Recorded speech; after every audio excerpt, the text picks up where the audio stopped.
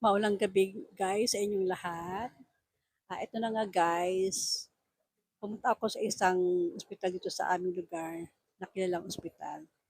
Dito sa Mary Johnson Hospital guys na Tondo, Manila.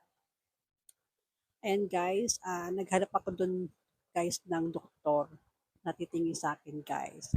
Kasi gusto kong magpa-general check-up guys.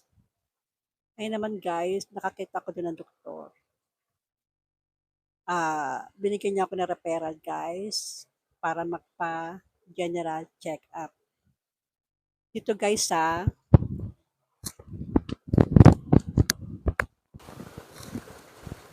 yan dito guys sa vital check-up diagnostic. Ayan. Diyan niya ako pinapunta guys. Kinabukasan guys, Webes, pumunta na ako agad doon guys. Bali, kinagabihan muna guys, nag-fasting na ako. Hindi ako, ang last kain ko is 9:30. Hindi na ako kumain guys hanggang kinabukasan kasi nga kukuhanin ako ng dugo. Ayun lang guys, pumunta na ako ng Webes doon. Kinuhanan ako ng dugo. Chinek yung ECG ko. Tapos pati ihi ko guys. Binigyan nila ako nilalagyan guys para dun ilagay yung ihi ko para i-submit sa kanila. After nun yung guys, yun lang ang ginawa sa akin guys. At sabi sa akin, bumalik ako kinabukasan para makuha ko yung result. Biyernes guys, bumalik ako doon para makuha yung result guys. Ayan na nga yung guys, ang result guys. Ito na ang result guys, ayan.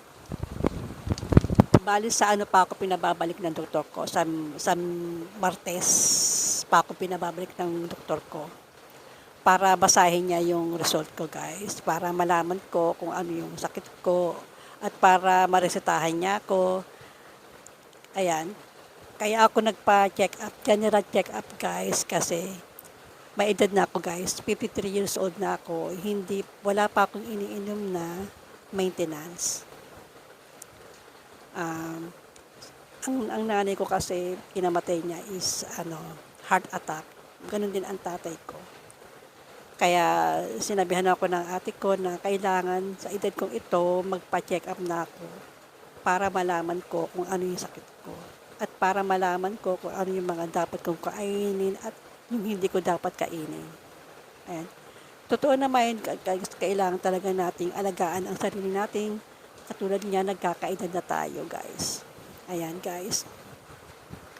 Kaya yan guys, magkikita kami guys ng doktor ko sa Tuesday. Ayan. Sa Tuesday ko malalaman guys kung ano ang naging resulta ng aking general check-up. Ayan muna guys. Ito muna guys ang masasabi ko sa inyo. Sa part 3 guys, ayun, ikukwento ko sa inyo kung ano ang naging resulta ng aking general check-up.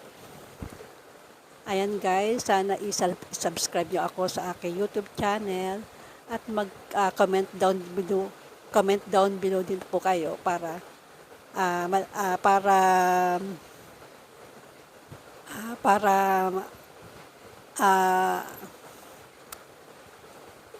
pwede rin po kayo mag-suggest kung ano ang dapat kong gawin sa aking YouTube channel. Ayan guys, sana guys, mag-subscribe kayo sa aking YouTube channel. Ito muna ang sasabi ko sa inyo. Mabuhay po tayo hanggat gusto natin.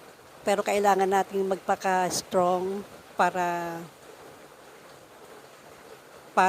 magampanan natin ang mga gawain natin sa araw-araw. At para maging matatag tayo sa mga pagsubok na darating sa buhay natin. Ayun lang guys. Bye!